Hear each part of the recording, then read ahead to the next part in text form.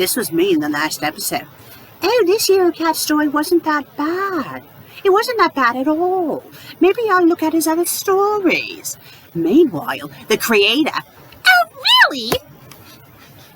Oh, would you look at that? They wrote a SpongeBob SquarePants fanfic that has Comics Nick's influences. Hey, Susan, guess what? You have to redo it! Why?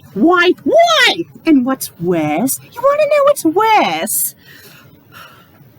I have to read the first chapter out loud. That's going to be my review. I haven't read it yet, but I know it's going to be atrocious. And you're like, well, what? Can't you just say no? No, I can't, because she's the creator, and even if I say no, she's going to make me do it anyway. See me right in front of the screen doing this? That's because in her reality, she plays me, so no matter what, I don't have a bloody choice. I mean, at least she gave me the common courtesy of asking me. Oh, well, no, she didn't ask me, she told me. Or at least she warned me, I should say. So I do apologize for my frazzled appearance, but I was not happy. I was not happy at all. Now, you probably noticed I'm not wearing gloves anymore. I might eventually get gloves again, but the gloves I was currently wearing, they just weren't working. They really weren't. For instance, you could tell that they were present day. They were bloody workout gloves, and they were just way too bulky. Way too bulky. So I might just stick with my hands being bad for now, and I don't know, maybe if I get better gloves in the future, ones that are more authentic to the 19th century, I will get them and possibly wear them. But I might stay without them. I don't know yet. Because my outfit, for the most part, is 19th century, if you ignore my trousers. But most of the time, you don't see my trousers unless I'm interacting with Meg. Oh, speaking of Meg, oh, my darling, stubborn Meg. You're probably wondering what that background noise is. It's the air conditioner. Yes, that's right. At this time, this current moment is 5:28 p.m. The current temperature is 88 degrees Fahrenheit. Very hot. Not ideal weather to be doing strenuous activity. And what is my charming little dolt doing this very moment? Mowing the bloody lawn! Oh my God! I love her, but she can be such a stubborn lout sometimes. Well, it is what it is. I tried to talk her out of it, but she's like, oh no, I need to do it now, because if I don't, it'll grow even longer. It's like you could have just waited a couple of days. But no, I digress. Let's stop delaying the inevitable. And let's read this oh-so-charming story that Eurocat has written for us today. The Spanish Fly Invasion of Bikini Bottom. The summary. A strange substance causes Bikini Bottom to go crazy. Might contain slight Comics Nick's influences. First 5 chapters will receive an update soon. Well, it's 7 chapters in total and it's already complete. And again, I'm only reading the first chapter. If you all decide to read more afterwards, that's on you. I am not reading another chapter of this thing. So, the first chapter. A promising title. Wet Dreams. It was a wet night in Bikini Bottom. Just above the sea, 2 drug smugglers were shipping the biggest load of Spanish fly imaginable. Their hopes and dreams of cashing on forbidden, lustful stuff, however, came to an abrupt end when a police boat spotted them. They knew that they couldn't escape from them, so they dropped everything they had into the sea below. And so the barrels of the kinky substance sank to the bottom of the sea, opening due to the pressure, one by one, mixing with the surrounding water and spreading all over the sea bottom, which just happened to be the town of Bikini Bottom. The inhabitants had no clue what they were subjected to during their wet dreams. SpongeBob woke and noticed that something is really weird. Not only did he feel strange, unknown to him feelings from the second he woke up, he also noticed that the strange thing that appears in the corner of every morning no longer says TYY7, but TVMA. Clever breaking the fourth wall, I will admit that. What could this mean? Asked SpongeBob, before noticing that Gary was humping his morning wood. Did you have to have bestiality? Why? I know it's a sponge and a snail, but it's the equivalent of a man and his cat. Oh, this is Artemis's lover all over again. Why? SpongeBob gasped. He looked stunned at Gary as he was spacing and releasing witting musky slime all over his man hoof. Did his penis turn into a hoof? Seeing this scene of utter blasphemy between an owner and a pet is shocking. They're supposed to say shocking. But SpongeBob was even more shocked by realizing that he enjoys the ordeal.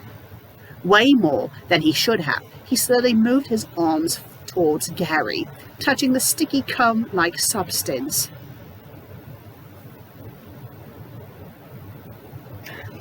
He started licking it and enjoying it very much. Gary started squirting all over the room, covering every square centimeter with goo. The inside of the pineapple was never this shiny before. SpongeBob was very dazed after the morning and barely forced himself out of the cum-covered hiatus. He had big problems keeping his man snake in the pants. I swear they're competing with the forbidden fruit, the temptation of Edward Cullen, with the names of his, penis and whatnot. He then looked to his left. His left, it's supposed to be two words, but it's one. And he saw Squidward looking gayer than ever. He wore purple fishnet stockings, yellow strip-high heels, a sparkling red feather boa, a neon yellow gothic Lolota wig, pink handcuffs, a green dildo in his left hand, and a pink whip in his right. He looked as fabulous as Milo Yiannopoulos. I don't even know who that is, and I probably didn't say it right, and I don't care. SpongeBob's cock got aroused by this display of twink-ism faggotry, lovely word, and his hot dog got up and hit SpongeBob in the nose, spreading public lice all over his face. Oh, Squiddy! I never would have guessed that I developed such feelings for you! Da! Said SpongeBob. I added in the laugh just for authenticity, with jumping joy in his ballsack. I'm not Squiddy, SpongeBob. Please refer to my new name, which is Dickward. Everyone decided to rename themselves. You should do that, or I might have to spank you. But I want to be spanked, said SpongeBob energetically. In that case, present your bare bum to me this instant. SpongeBob did that, and the spanking session began. Spank, spank went the squid, shaking up the lazy sponge's ass like the earthquakes do Japan. The spanking was, I think that's supposed to say rough, but sponges don't have bones, so the intense dildo and cock slapping only caused his petite cheeks to bend and bow. Bend and bow, my fair lady. What? Whatever. Dickward's testicles moved into Sponge's many holes, giving SpongeBob an internal orgasm. Who would have guessed that tentacle porn would be this effing good? Not me. Halfway through, SpongeBob asked Dickward to stop spanking him, with a spatula he used at work. Oh, ew. You're making food with that. Yuck. Please tell me you wash it afterwards. Probably not, with how the story's going. And Dickward immediately, they spelled immediately wrong, did that, carefully, therapeutically calculating where and how hard to spank SpongeBob's butt cheeks. And this is reminding me of that bloody story about me spanking Meg, where I was calculating how I was going to spank her, but somehow not leave any bruises, even though I was spanking her for 20 fucking minutes with a hairbrush. Guess what? That would leave bruises. And I'm not saying that from experience. I've never ever spanked. Okay, shutting up now. So that the enormous amount of butt pimples and anal also get removed during the spanking session. SpongeBob was pleased with, since he was often scratching his butt cheeks with the spat. The blistered butt acne is the special ingredient aroma that makes the Krabby Patty so irresistibly good. I am never eating a hamburger or cheeseburger ever again after reading this story. Oh. During the high point of the spankathon, SpongeBob started gasping for air like a thirsty canine until crunch. SpongeBob bit the top of Dickwood's penis off. Ouch, you circumcised little Dickward, cried Dickward. I think cried Dickwood was supposed to be outside of the quotations. God, the story is making such a muck of my mind that I was confusing parentheses with quotation marks. Knowing that due to missing the most nerve-filled part of his manhood, he'll never have really good top sex again. SpongeBob didn't know that squids had extendable, dischargeable penises, but he now knows that calamari is delicious. Dickwood cried. Now he can no longer do a masturbation with his bare tentacle, cause it would give him carpet burns. Damnation, I became a victim of the prude religious nutcases like Mr. Kellogg's pushed, which kill more male babies yearly in the U.S. than sudden infant death syndrome. Why do these cretins want to ruin the sex life of everyone? Mr. Kellogg's never consummated in his marriage and even spent his honeymoon working on one of his anti-sex books. He and his wife kept separate bedrooms and adopted all of their children. He said that sex with your wife was bad, but masturbation was even worse. So to fight it, that dimwit started saying that hair starts growing on your hands and you get bald if you touch your wiener. And then what didn't work, he invented cornflakes, since he believed that eating something so plain would nullify the desire to touch one's ding-dong. But no, after the stupidity of all that, he began advocating of mutilating penises, that the stupid tradition still doesn't want to die. I know that was a really atrocious Squidward impersonation. It comes and goes. Sometimes I can do it good, sometimes I can't. Dickwood kept on ranting and raving and jumping up and down, not realizing that the blood fountain from his dick is spraying all over the place, infecting the ground with microflora of STDs. SpongeBob confronted the priest octopus.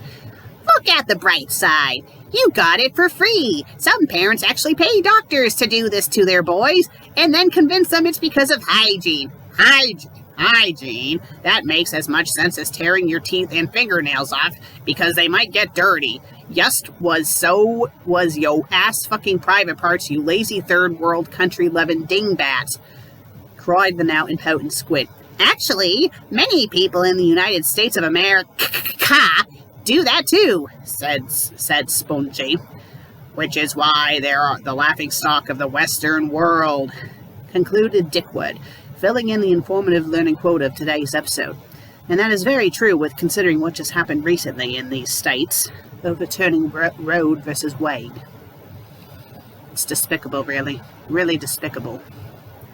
Squidward, I thought he was Dickwood, walked to his job with much depression in his guts, crying tears of agony while stopping the massive bloodening with canned bread. SpongeBob was cleaning the blood penis particles out of his teeth when all of a sudden Patrick Pornstar was standing behind SpongeBob. He grew chest hair that was so thick that one could mistake it for a carpet sample. The hair extended right down to his feet. One could mistake him as the result of a one-night stand between Ron Jeremy and a Bigfoot woman. It came to no surprise that he also wore fedora. On top of that, he also smoked, sorry, that was my bad, a cigar laced with seaweed. Hey, Spongecum, Mr. Krabby Pimp hired me to work in his reformed business. Sandy arrived and was asking, "What the hell's going on in here? Has everyone gone insane?" Right at that, Patrick started touching her buttocks. "How dare you, you Neanderthalic smelly pig!" She kicked Patrick in the face, shattering his mandible. What the bloody hell is a mandible? What is a mandible? What is it? If anyone knows, please tell me. I'm not looking it up because the hell with the story. Exposing the enormous tuberculosis and pus-covered cysts hiding in it. Thankfully, salt was antimicrobial properties, resulting Patrick life-threatening condition to be cared. Okay. "Ouch, that hurts," said Patrick while headbutting the chipkunk's head globe with 6 megajoules of kinetic energy. Sandy gasped as she realized her glass was breaking in front of her. "Help me!" she screamed, while the glass completely broke, shattering all over her face, penetrating her auditory canal and getting stuck in her vestibular nerve. Sandy ran out of air while started swallowing water. She was just about to drown as the effects of the lustful water kicked in, overdriving the need to breathe with the need to breed, meaning she didn't need to breathe anymore. No.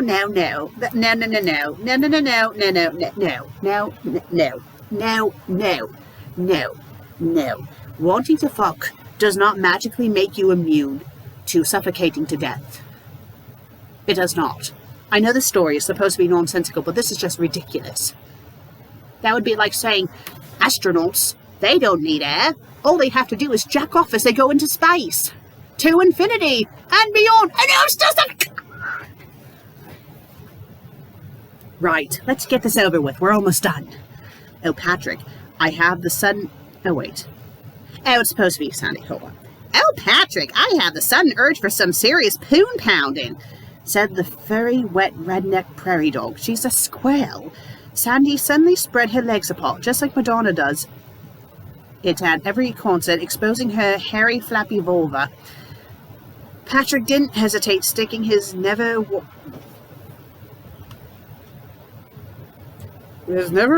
pain inside of Sandy's southern rosebud, thrusting in the poon while squeezing the tiny 3 nipples on Sandy's chicken breasts. What? They hated sex, and during it, Sandy started yodeling in a very erotic way while rocking a MAGA hat on her glass-covered head.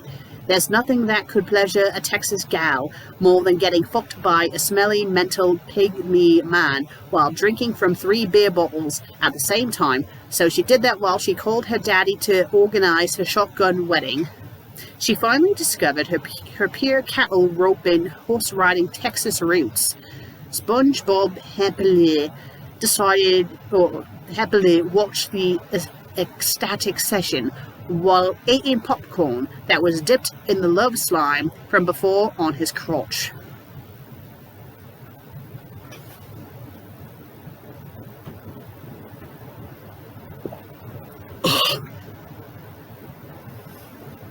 Congratulations, you almost witnessed me upchuck on top of this laptop. It's a good thing I didn't, because that would not have been lovely. And Meg would not be happy because this is technically her laptop. Oh, sorry, love. You're going to want to get a new laptop because I puked on it. Right, let's read the final bit. One of a sudden, a big manly hand grabbed SpongeBob from behind, covering his mouth and dragging him away. Sandy and Patrick are too busy penetrating each otter to notice that their friend was kidnapped. Oh, what a shame. I don't care. I am done. I am done. First chapter read. First chapter read. Guess what? I am done. I am done. I am done. Thank you all for watching. Have a good day. Goodbye now. Goodbye. Goodbye. Goodbye. So long. Farewell. I'm done.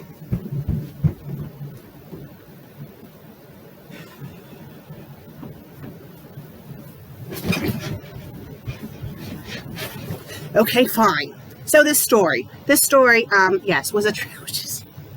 It was atrocious. It was atrocious. It was the worst thing I've ever had to read out loud in a very long time.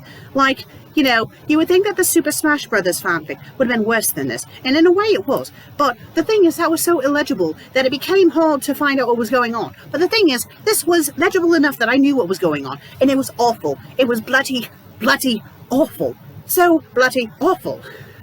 Would I recommend this story? No, I would not. I would not recommend this on my worst enemy. And this was only the first chapter. There's 6 more chapters of this. 6 more chapters of this. 6. I am not reading another word. No. Never, ever, never reading this bloody garbage again.